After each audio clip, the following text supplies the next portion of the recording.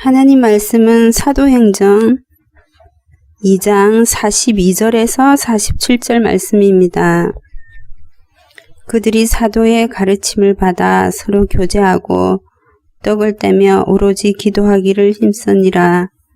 날마다 두려워하는데 사도들로 말미암아 기사와 표적이 많이 나타나니 믿는 사람이 다 함께 있어 모든 물건을 서로 통용하고 또 재산과 소유를 팔아 각 사람의 필요를 따라 나눠주며 날마다 마음을 같이하여 성전에 모이기를 힘쓰고 집에서 떡을 떼며 기쁨과 순전한 마음으로 음식을 먹고 하나님을 찬미하며 또 온 백성에게 칭송을 받으니 주께서 구원받는 사람을 날마다 더하게 하시니라. 아멘. 아멘. 사도행전 강의 13번째 시간입니다. 오늘은 사도행전 2장 42절로 47절의 말씀을 가지고 가족이라는 제목으로 함께 나누기를 원합니다. 부제목은 음식을 먹고입니다. 기쁘고 순전한 마음으로 음식을 먹고. 코로나 바이러스 코비드19로 인해서 바깥 생활이 줄어든 요즘에는요, 가족끼리 함께하는 시간이 많아졌습니다. 그래서 한국에서는 집에서 즐길 수 있는 가족놀이 문화가 붐을 타고 있다고 합니다. 이런 상황 때문에 가족이 더 친밀해지는 경우도 있고요. 또 사이가 안 좋아지는 경우도 있습니다. 아마도 너무 많은 시간을 이 가족들과 함께 보내다 보니 서로의 모습이 서속들이 다 들여다 보여서 그럴 수도 있고요. 별것 아닌 걸 가지고 또 갈등과 충돌이 생기기도 합니다. 가족이라는 단어를 사전에서 찾아보면 이런 뜻 갖고 있습니다. 첫 번째 뜻은 이건데요. 부부를 중심으로 하여 그로부터 생겨난 아들, 딸, 손자, 손녀 등으로 구성된 집단. 또 이런 뜻도 있습니다. 같은 조직체에 속하여 있거나 뜻을 같이 하는 사람을 비유적으로 이르는 말. 비슷한 의미로 식구라는 그런 단어도 있잖아요. 식구라는 단어를 좋아하시는 분들도 여러 계신데요. 식구를 사전에서 찾아보면 이렇습니다. 같은 집에서 살며 끼니를 함께하는 사람, 같이 밥 먹는 사람이 식구라는 거죠. 비유적인 의미는, 식구의 비유적인 의미는 가족과 동일합니다. 한마디로 말하면요, 가족은 출생이 어디냐라는 겁니다. 태생이 어디냐, 즉 어디로부터 태어났느냐라는 것이고요. 식구는 이 생활적인 측면이죠. 누구와 함께 밥을 먹고 있느냐라는 것입니다. 오늘 나눌 내용은 이 가족과 식구에 관한 것입니다. 사도행전 2장은 이렇게 되는데요. 1절부터 4절까지 오순절 사건이 생겼고요. 5절부터 13절까지 이에 대해서 예루살렘이, 다시 말하면 이스라엘이 반응하는 사건이 생겼고요. 14절부터 36절까지 베드로의 긴 첫 설교가 있었습니다. 이 설교를 듣고 예루살렘과 이스라엘이 반응을 하는데요. 그 반응을 기록한 것이 지난 시간에 나누었던 37절부터 47절의 말씀입니다. 그들의 반응은 회심이었죠. 오늘 본문은요, 42절부터 47절은 이 첫 교회, 초대교회의 모습이, 회심한 자들의 모습이 어땠는가를 그리고 있습니다. 신학자들은요, 오늘 본문을 이렇게들 해석합니다. 교회의 정체성과 참된 교회의 모습이라고 하는데요. 유명한 영국의 신학자이자 목회자였던 잔 스토트 목사님이 이렇게 이야기합니다. 오늘의 모습 속, 이 본문의 모습 속에서 볼 수 있는 것은 교회는 배우는 곳이다. 배우는 교회, 사랑하는 교회, 예배하는 교회, 전도하는 교회다. 하나님의 영은 하나님의 백성이 하나님의 말씀에 순종하도록 이끄신다는 거죠. 하나님의 영이, 성령이 하나님의 말씀을 가지고 그 백성이 말씀에 순종하도록 이끄신다. 그게 배우는 교회고요. 사랑하는 교회는 하나님의 영을 나누어 받은 그 자들이 한 마음으로 그 영을 통해서 또 자신을 나누어 주는 그런 공동체가 교회라는 거죠. 교회는 또 성전에서도 예배하고 집에서도 예배하는 공동체다. 또 그는 이렇게 이야기했습니다. 나를 통해서 하나님의 열심이, 하나님의 일하심이 드러나는 것, 그것이 전도하는 교회다. 또 유명한 신학자인 슈나벨은 이렇게 이야기합니다. 하나님이 함께 하시는 교회이고 또 우선순위대로 일하는 교회이고 지속 성장하는 교회를 오늘 초대교회의 모습에서, 첫 번째 교회의 모습에서 볼 수 있다라고 이야기합니다. 하나님이 함께 하신다는 것의 의미는 이런 겁니다. 하나님의 말씀이 있고 또 하나님의 임재를 성도들이 경험하는 그런 교회가 참된 교회다라는 거죠. 또 우선순위를 잘 알아서 우선순위대로 일하는 교회인데 그것이 뭐냐면 가르침과 교제와 떡을 댐, 다시 말하면 구제나 봉사, 그 다음에 기도, 이렇게 우선순위를 정해서 일을 해야 된다는 거죠.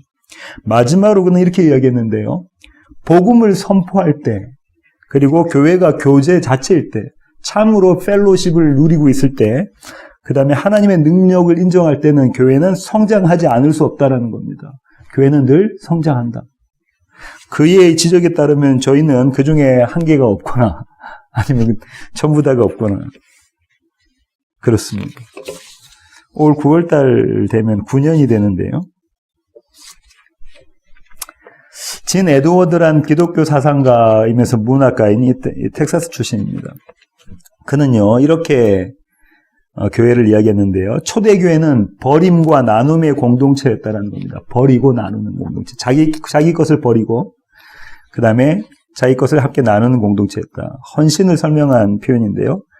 초대교회는 그리고 교회는 개인적인 것이 아니라 공동체적인 것이다 라고 이야기하고 있습니다. 이렇게까지가 이제 유명한 신학자들이 오늘 본문을 바라보는 입장이었고요. 저는 오늘 본문을 보고 이런 질문을 갖게 됩니다. 초대교회가 각자의 재산과 소유를 팔아서 구제를 위한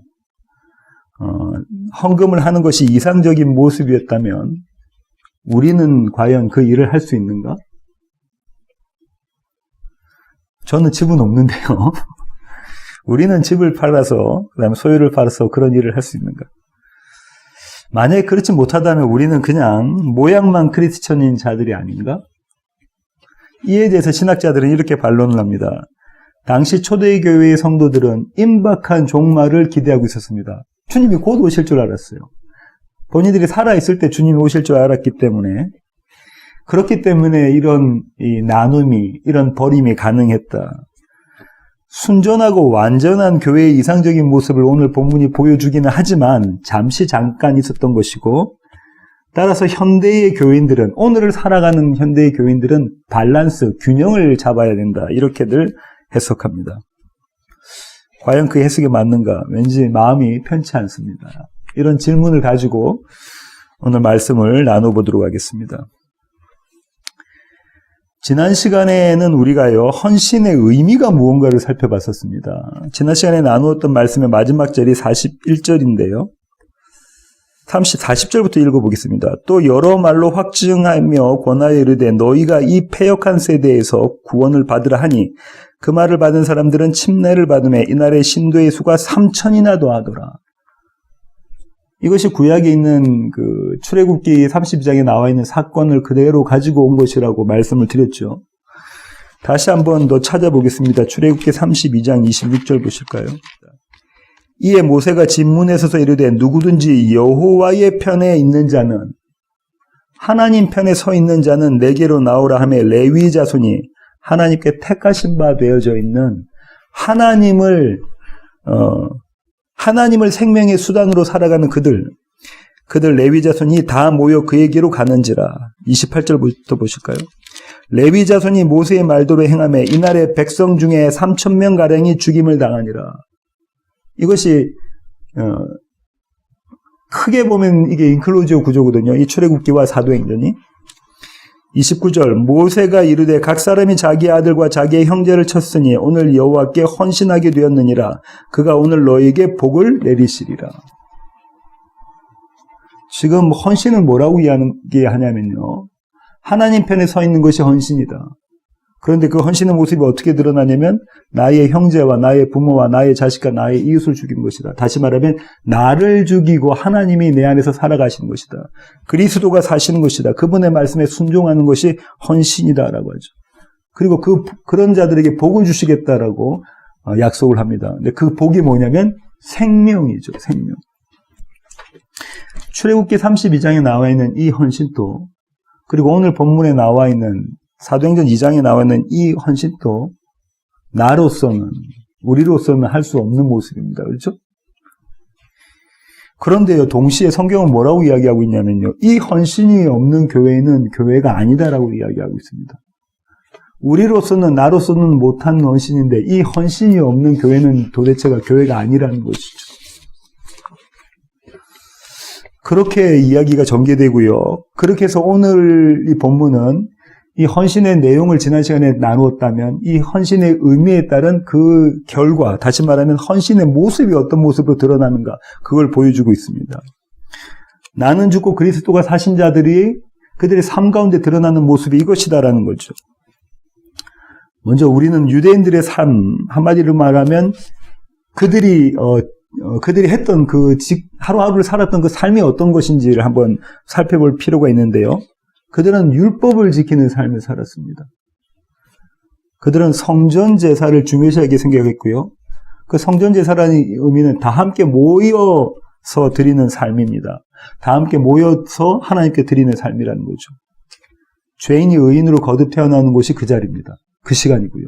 하나님께 성전 제사, 자신의 죄인됨을 의인됨으로 바꿔지는 그 자리가 성전 제사의 자리였죠. 두 번째로는요, 그들은 개인적으로 종교 생활을 했었는데요. 이것은 개별적으로 드리는 삶입니다. 개별적으로 하나님께 드리는 삶이었는데요. 이것은 의를 실천하는 시간과 자리였습니다. 이 의를 실천하는 시간과 자리가 그들의 삶 가운데 어떤 모습으로 드러나냐면 구제와 기도와 금식으로 드러났죠. 예수님은 이에 대해서 말씀을 해주셨습니다. 산상수훈이라는 예수님의 긴 설교에서 이에 대해서 말씀을 해주셨는데요. 마태복음 6장 가보실까요? 먼저 4절 한번 보실게요. 마태복음 6장 4절.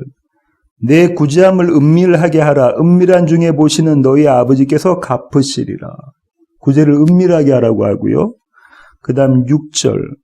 너는 기도할 때 내 골방에 들어가 문을 닫고 은밀한 중에 계신 내 아버지께 기도하라. 은밀한 중에 보시는 내 아버지께서 갚으시리라. 골방에 들어가서 기도하라고 하죠. 은밀하게 기도하라고 합니다. 18절. 이는 금식하는 자로 사람에게 보이지 않고 오직 은밀한 중에 계신 내 아버지께 보이게 하려 함이라. 은밀한 중에 보시는 내 아버지께서 갚으시리라. 금식을 하는데 어떻게 하라고요? 금식했다는 표를 내지 말고 하라는 거죠. 은밀한 중에 계시는 하나님께서 갚아주실 것이다. 6장 1절은 이렇게 시작합니다. 사람에게 보이려고 그들 앞에서 너희의 의의를 행하지 않도록 주의하라. 그리하지 아니하면 하늘에 계신 너희 아버지께 상을 받지 못하느니라.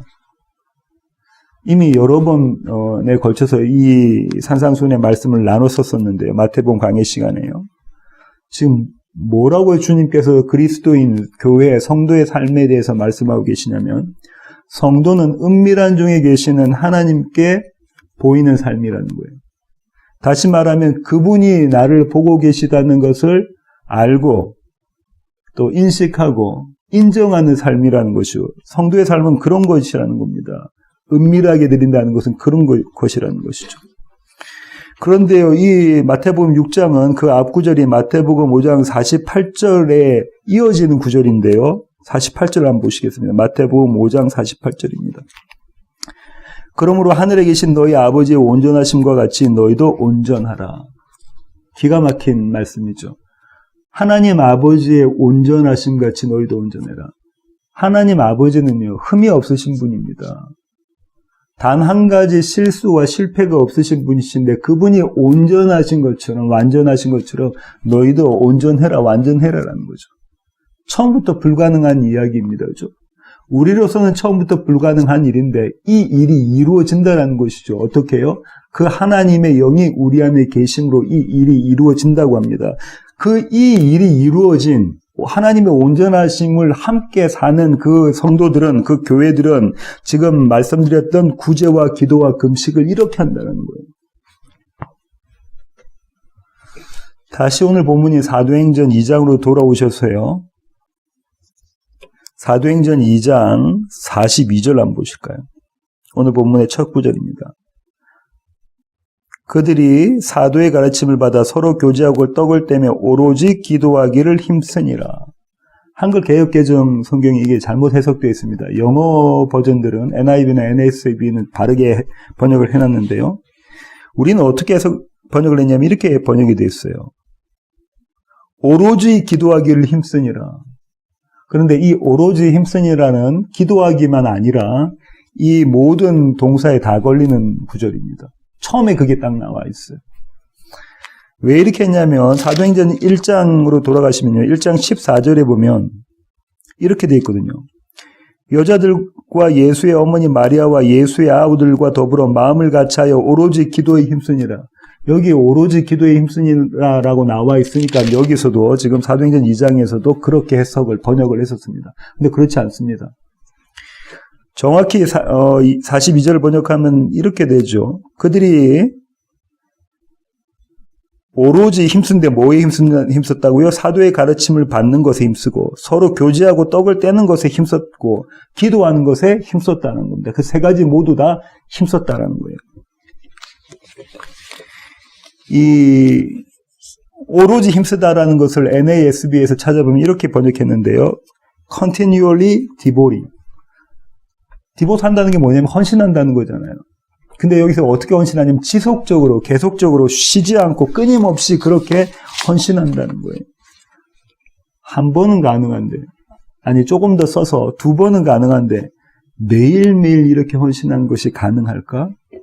그래서 우리로서는 불가능한 겁니다. 왜냐하면 이게 우리의 온전함, 우리의 완전함으로는 불가능한 것이지만 하나님의 완전하심, 그분의 온전하심으로는 가능한 것이다. 이 교회의 헌신의 모습의 결과, 그 모습은 여기서부터 시작합니다. 하나님의 열심으로, 하나님의 능력으로, 하나님의 지혜와 그분의 영으로는 이 일이 가능하다라부터 시작하는 거예요. 초대교회 교인들의 모습의 삶을 보시면요. 그 출발이 뭐냐면요. 하나님의 말씀입니다. 그들은 어떻게 했다고 하죠? 42절에 사도들의 가르침을 받았다. 근데 아까 뭐라고 말씀드렸냐면 그들은 사도들의 가르침을 받는데 어떻게 했다는 거예요? 헌신했다는 거예요. 쉬지 않고 했다는 거예요. 열심을 냈다는 거예요. 말씀을 듣기 위해서, 말씀을 배우기 위해서 힘을 냈다는 것입니다. 산상수훈의 버전으로 보면 이렇습니다. 사람이 아니라 하나님께 보이려고 해요.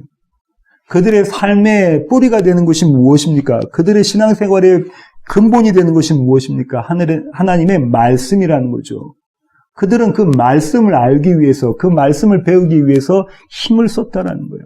이게 교회의 모습인 거라는 거죠. 그리고 나온 다음에 42절 하반절 보시면요. 서로 교제하고 떡을 떼며 기도하기에 힘썼다. 저는 여기서요, 이것이 똑같이 마태복음 6장에서 예수님께서 말씀하셨던 유대인들의 종교 생활과 같다고 봅니다. 같은 맥락이라고 봐요. 뭐라고요? 구제와 기도, 그리고 금식과 같다고 봅니다. 서로 교제하고를 저는 구제라고 보고 있습니다. 서로 교제하고. 구제 이렇게 하면 또 헌금 이렇게 생각하면 우리 이런 모습들을 생각해 볼 수 있는데, 한편으로는 이런 그룹이 교회 안에 있습니다.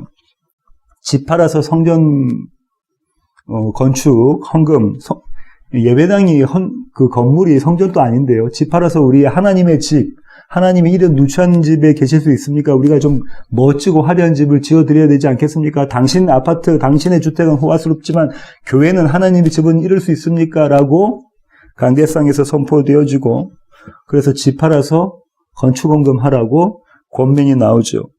그 다음에 또 그런 그 부흥에서는 이런 분도 등장하십니다. 간증하시는 분들이 등장하시죠. 갚으시나 안 갚으시나 하나님께서 채워주시나 안 채우시나 한번 봐라. 그러면서 간증하는 분들이 줄을 이어서 등장합니다. 마치 투자의 성공 사례를 이야기하는 것처럼 그런 모습으로 비춰주죠. 한편으로는 이렇고요. 또 다른 한편으로는요. 이에 대한 반작용으로는 어떻게 드러나냐면 이렇게 드러납니다.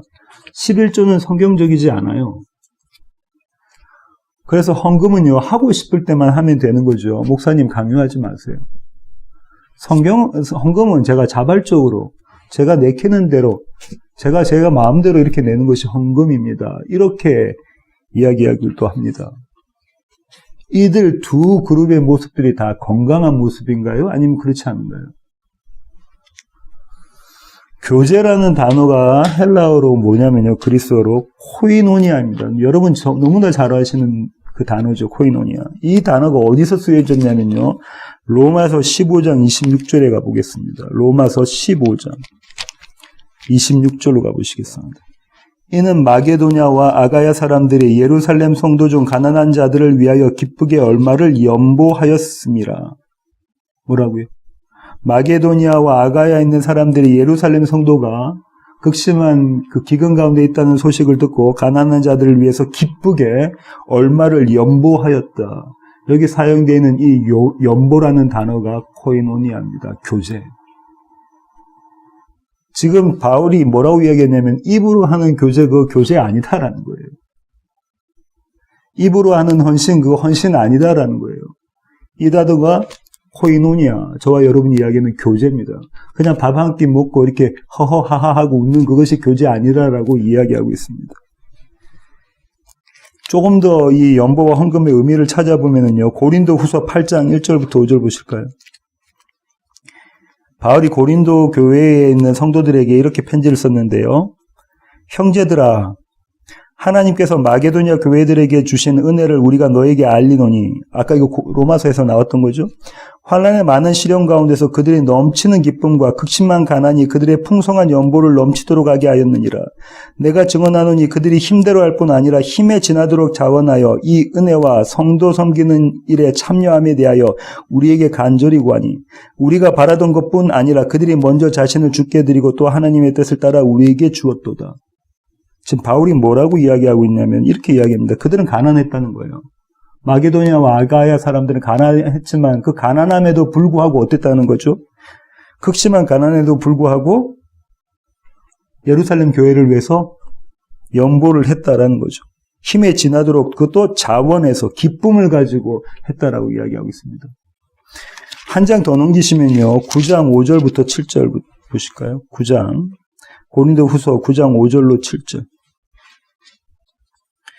그러므로 내가 이 형제들로 먼저 너에게 가서 너희가 먼저 약속한 연보를 미리 준비하게 하도록 권면하는 것이 필요한 줄을 생각하였노니, 이렇게 준비하여야 참 연보답고 억지가 아니니라. 이것이 곧 적게 심는 자는 적게 거두고 많이 심는 자는 많이 거둔다는 말이로다. 각각 그 마음에 정한 대로 할 것이요 인색함이로나 억지로 하지 말지니 하나님은 즐겨내는 자를 사랑하시느니라. 이런 구절이 강대상에서 너무 많이 선포되어져서, 그죠? 뭐라고요? 많이 내면 많이 거두고 적게 내면 적게 거둔다. 하나님은 즐겨내는 자를 사랑하신다. 11절 너희가 모든 일에 넉넉하여 너그럽게 연보를 남은 그들이 우리로 말미암아 하나님께 감사하게 하는 것이라. 이 봉사의 직무가 성도들의 부족한 것을 보충할 뿐 아니라 사람들이 하나님께 드리는 많은 감사로 말미암아 넘쳤느니라. 이 직무로 증거를 삼아 너희가 그리스도의 복음을 진실히 믿고 복종하는 것과 그들과 모든 사람을 섬기는 너희의 후한 연보로 말미암아 하나님께 영광을 돌리고.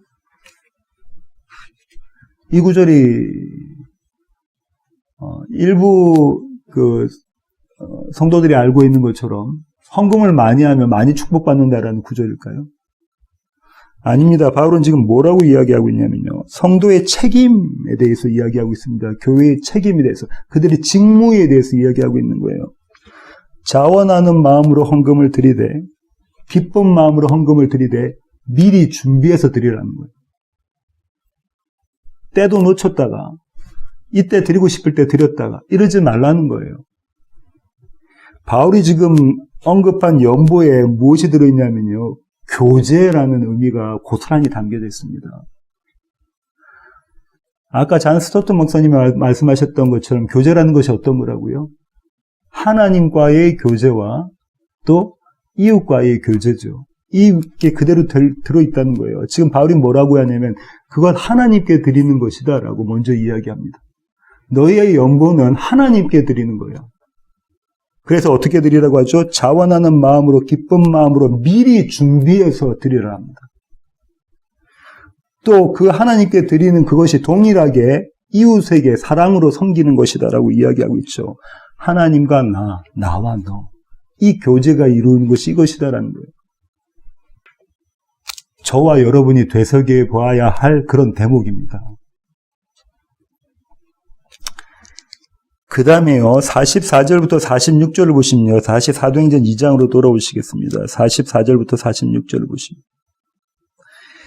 믿는 사람이 다 함께해서 모든 물건을 서로 통용하고 또 재산과 소유를 팔아 각 사람의 필요를 따라 나눠주며 날마다 마음을 같이하여 성전에 모이기를 힘쓰고 집에서 떡을 떼며 기쁨과 순전한 마음으로 음식을 먹고, 특별히요 44절부터 45절에는요 통용하고라는 게 나오죠. 내 물건을 다 같이 통용하고, 그 다음에 내 재산과 집을 팔고, 그 다음에 나눠주며 그 판 거를 필요에 따라 나눠주고, 이게 전부 다 시제가 뭐냐면요, 헬라어 시제가 부정과거의 시제입니다. imperfect tense라고 하는데, 이건 어떤 에스펙을, 뉘앙스를 가지고 있냐면 아까 말씀드린 것처럼 지속성을 가지고 있습니다. 반복되는 행위라는 거예요. 나눠주는 것도 반복되는 행위고, 재산을 파는 것도 반복되는 행위고, 함께 나의 것을 사용하는 것도 반복되는 행위라는 거예요. 이거 지금 우리가 갖고 있는 집을 다 팔아는 겁니까? 집 없는 사람은 어떡하죠? 뭘 팔아야 되죠? 무엇 이야기하고 있는 거냐면 교제에 대한 성도의 책임에 대한 것을 이야기하고 있습니다. 책임이 있는 것이다. 직무가 있는 것이다. 바울이 이야기하는 것처럼. 두 번째, 성도의 삶에서 드러나는 헌신의 모습, 그것은 기도입니다. 기도. 마태복음 6장에서도 나와 있는 기도, 여기서도 기도하기를 이라고 나와있죠. 거기에 힘쓰라는 거죠. 기도하기를 힘쓰라는 겁니다. 오늘 주보를 보신 분은 아시겠지만 오늘 주보의 복사상 칼럼을 보윤자매가 썼어요. 그 제목이 뭐냐면요, 나의 하루와 기도입니다. 기도로 시작해서 기도로 마감하는 삶, 그 칼럼을 읽고 제가 참 많이 감사했었어요. 얼마나 바쁘고 얼마나 힘들겠어요. 보니까 쉬는 시간이 없을 것 같아요. 어쩔 때는 자기가 밥 먹는 것보다 그냥 자는 게 편할 정도로 힘든 시간 가운데 계속해서 기도하는 모습. 칼럼의 내용처럼요, 교회는, 성도는요, 주님 가르쳐 주신 기도를 드리는 자가 교회입니다. 그리고 성도입니다. 복음을 안다고 하면 기도하지 않는다가 복음을 안다는 교회에 보편적으로 드러나는 모습입니다. 왜 그러냐면요, 기복적인 기도를 안 하니까 할 기도가 없다는 거예요. 주세요, 주세요를 기도를 안 하니까 하나님 이것 주시고요, 하나님 이것 주시고요, 하나님 이것 주시고, 이런 기도를 드리는 것은 기도가 아니라는 걸 알고 있으니까 이제 드릴 기도가 없다는 거죠. 하나님이 다 알아서 하실 텐데 뭐. 만약에 그러셨다면, 그게 맞는 거라면 우리 예수님도 기도 안 하셨습니다. 하시면 안 되죠. 근데 예수님은요, 쉬지 않고 기도하셨습니다. 그죠? 마지막 십자가를 지시기 전에 겟세마네 동산에서는 땀방울이 핏방울이 돼, 지금 오늘의 표현에 헌신하시는, 반복적으로 끊임없이 헌신하시는 그 기도를 하셨다고요. 복음을 진정으로 아는 자는 기도할 수밖에 없습니다. 왜냐면요, 나로서는 그 헌신이 나타나지 않기 때문에, 내 삶에 그 헌신은 나타날 수 없는 것임을, 내 것이 아닌 것을 알고 있기 때문에, 내 실력으로는 그것이 도대체 가능한 일이 아니라는 것을 알고 있기 때문에 하나님을 붙잡을 수밖에 없는 겁니다. 주님을 붙잡을 수밖에 없는 겁니다. 주님, 나는 못하지만 주님 하실 수 있사니 내 안에서 그 일을 이루어 주십시오. 하나님께 의탁하는, 주님을 붙잡고 있는 그 기도하는 거죠. 주님, 그런 기도하라고 우리에게 주기도문을 주셨죠. 그럼 이 기도도 성도의 책임입니까? 예, 책임입니다. 저와 여러분 성도죠. 예, 그럼 기도해야 됩니다. 먼저 나를 위해서, 나의 헌신을 위해서 기도하시고요. 또 교회 가족들을 위해서 기도하셔야 되죠. 여러분 기도하십니까? 세 번째, 신앙생활의 모습은요, 어떤 것으로 드러나냐면요, 금식으로 드러난다고 하는데요. 저는 이 구절을, 이 금식이라는 것을요, 오늘 구절에서는 떡을 떼며라고 생각해 봤습니다. 이게 참 금식의 모습이라는 거예요. 참 금식의 모습. 그냥 먹을 걸 안 먹고 단식하면서, 주님, 내 이 기도 응답해 주세요. 주님이 이기시는가 제가 이기는가 한번 해보겠습니다. 우리 한번 해보죠. 이런 금식 기도가 아니고요. 다른 사람에게 자랑하기 위해서 나는 며칠 금식 기도했다, 뭐 이런 금식 기도가 아니고요. 어떤 금식 기도요? 떡을 떼며 하는 이것이 금식이라는 거예요. 참 금식의 의미라는 겁니다. 신학자들은요, 이 떡을 뗀다는 것을 예수님의 마지막 만찬, 최후의 만찬을 기념하는, 또 주님의 십자가 사건을 기념하는 주의 만찬, 그와 동시에 성도들이 함께 나누는 애찬까지 포함한다고 이야기하는데요. 저는 거기에 동의를 하고요. 46절 하반절 보시면 이렇게 나오잖아요. 뭐라고 되어 있냐면 집에서 떡을 떼며라고 나와요. 집에서 떡을 떼며. 성전에서도 모이고 집에서도 모이고 어디든지 교회 공동체는 모인다라는 거죠. 삶의 전 영역이 교회의 범위라는 겁니다. 교회 공동체의 범위라는 거죠. 근데 이 집에서라는 이 헬라어를 이렇게도 해석할 수 있습니다. 이렇게도 번역할 수 있는데 그 번역은 이겁니다. 이 집에서 저 집으로, 이 집에서 저 집에서, 이 집에서 저 집에서 그렇게 떡을 뗀다는 겁니다. From house to house. 뭐 이야기하고 있냐면 내 집도 열어주고 또 저 성도의 집도 열어주고 이렇게 열린 공동체의 모습이 그 안에 들어가 있죠. 우리는 지금까지 이 초대교회 또 첫 번째 예루살렘 교회, 첫 교회의 아주 좋은 모습만 봤는데요. 이 교회는 분란이 없었을까요? 이 교회는 갈등이 없었을까요? 아닙니다. 얼마 지나지 않아 갈등이 생깁니다. 앞으로 우리가 다루겠지만 5장에 가면 그 유명한 아나니아와 삽비라 부부 그들 이제 죽어버리죠. 심판을 받는 장면이 나옵니다. 또 6장 가면은요, 히브리파 유대인들과 헬라파 유대인들이 서로 갈등하는 모습이 나옵니다. 왜요? 서로의 과부들, 그들의 과부들을 섬기지 않는 거. 그 우선순위가 뭐 제대로 되지 않다고 해서 서로 갈등하죠. 분란이 없고 갈등이 없는 교회는 없습니다. 하나님은 완전하시지만 저와 여러분이 완전하지 않기 때문에 없습니다. 하지만 그 안에서 온전함을 채워가시는 분이 하나님이십니다. 그 분란의 현장이 여러 곳 있는데 그 중에 한 곳을 찾아가 보겠습니다. 고린도전서 11장 20절 보실까요? 고린도전서 11장 20절부터 27절입니다. 그런즉 너희가 함께 모여서 주의 만찬을 먹을 수 있으니 이는 먹을 때에 각각 자기의 만찬을 먼저 갖다 먹으므로 어떤 사람은 시장하고 어떤 사람은 취함이라. 너희가 먹고 마실 집이 없느냐? 너희가 하나님의 교회를 업신여기고 빈궁한 자들을 부끄럽게 하느냐? 내가 너에게 무슨 말을 하랴? 너희를 칭찬하랴? 이것으로 칭찬하지 않노라. 내가 너에게 전한 것은 주께 받은 것이니 곧 주 예수께서 잡히시던 밤에 떡을 가지사 축사하시고 떼어 이르시되 이것은 너희를 위하는 내 몸이니 이것을 행하여 나를 기념하라 하시고 식후에 또한 그와 같이 잔을 가지시고 이르시되 이 잔은 내 피로 세운 새 언약이니 이것을 행하여 마실 때마다 나를 기념하라 하셨으니 너희가 이 떡을 먹으며 이 잔을 마실 때마다 주의 죽으심을 그가 오실 때까지 전하는 것이니라. 그러므로 누구든지 주의 떡이나 잔을 합당하지 않게 먹고 마시는 자는 주의 몸과 피에 대하여 죄를 짓는 것이니라. 지금 저희가 모여서 주의 만찬을 못하는데요. 올해부터는 매주마다 주의 만찬을 했었지 않습니까? 그때마다 우리가 24절,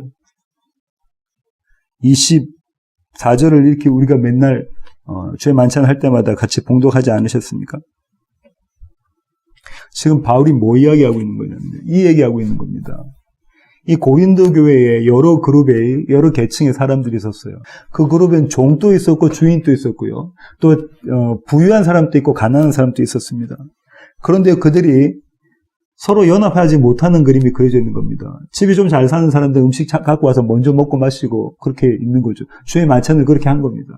그런데 이제 막 일을 하고 온 사람들 아니면 노예로 있는 사람, 섬기는 사람, 하인으로 있는 사람들은 그렇게 할 수가 없었죠. 뭘 챙겨오지도 못합니다. 주의 만찬이 이미 끝나버린 거예요. 바울이 지금 여기서 강조하고 있는 게 뭐냐면요. 너희가 주의 만찬을 드리고 있지 않니? 예수 그리스도의 몸, 예수 그리스도의 피, 그걸 너희가 서로 나누고 있지 않니? 그러면 너희 교회는, 너희 공동체는 각각 그 책임을 다하라는 겁니다. 성도의 책임을 다하라는 거예요. 기다렸다가 나누어 먹으라는 겁니다. 그것이 주의 만찬의 의미라는 거예요. 하나님의 말씀에 붙잡힌 바 되어서 그렇게 참 금식을 해라라는 겁니다. 그것이 성도의 책임이니까요. 오늘 설교의 결론을 맺도록 하겠습니다. 설교 제목이 가족인데요. 제가 주목했던 단어가 아까 읽었던 46절에 사도행전 2장 46절에 나와 있는 먹고라는 단어입니다. 먹고. 앞서 설명한 대로 통용하고 팔아 나눠주며와 동일하게 이 먹고라는 단어가 부정과거 imperfect tense예요. 부정과거 시제인데요. 다시 말하면 반복적으로 이렇게 먹었다는 거죠. 지속성을 갖고 있다는 겁니다. 그런데요, 이 46절에서는요, 이 먹고라는 단어만 동사고요. 나머지 단어들은 분사예요. 그러니까 먹는 것이 주절이 되고요. 그 다음에 성전에 모이는 것과 떡을 떼는 것은 종속절이 됩니다. 의아하지 않습니까? 지금 누가가 가장 중요한 것을 뭐라고 이야기하고 있냐면 먹다, 함께 모여서 먹었다에 대해 포커스를 두고 있는 겁니다. 도대체 누가는 왜 그런 표현을 썼을까요? 아마도 그것은 이런 이유 때문에 그럴 거라고 저는 생각하는데요. 교회는 함께 먹는 가족이라는 겁니다. 다시 말해 교회는 식구라는 의미라는 거예요. 식구. 함께 한 상에 둘러앉아서 먹는 그런 공동체가 교회라는 거죠.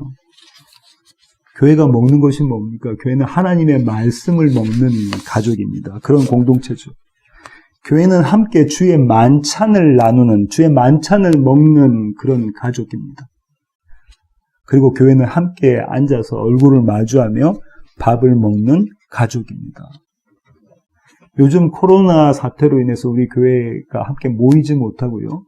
교제도 나누지 못하고 함께 나눠서 뭘 먹고 마시고 하지를 못하고 있습니다. 참 많이 힘드시죠? 저도 많이 힘듭니다. 지치기도 하고요. 제 자리가 어딘가에 대한 생각들도 요즘 많이 들고 있는 그런 시간들을 보내고 있습니다. 주님 오늘 저희에게, 저와 여러분에게 그래서 이 말씀 주시는 것 같습니다. 교회는 함께 일용할 양식을 먹는 가족이고요. 날마다 마음을 같이하여 먹는 가족입니다. 그렇게 구제하고, 그렇게 기도하고, 그렇게 금식하는 자들이 교회입니다. 기쁨과 순전한 마음으로 마땅히 짊어져야 될 책임을 다하는 자들, 그들이 교회입니다. 저와 여러분이 이렇게 한솥밥 먹는 식구, 다시 말하면 교회입니다. 이런 교회 되기를 원하고요. 이런 식구와 가족 되기를 원합니다. 기도하시겠습니다. 주님, 그렇습니다. 주님, 우리의 모습을 보면 실패투성이고 잘못된 걸음들 투성입니다. 하지만 하나님께서는 이런 우리들을 하나님의 온전하신 같이 온전하게 만들어 가신다고 주님 약속하셨습니다.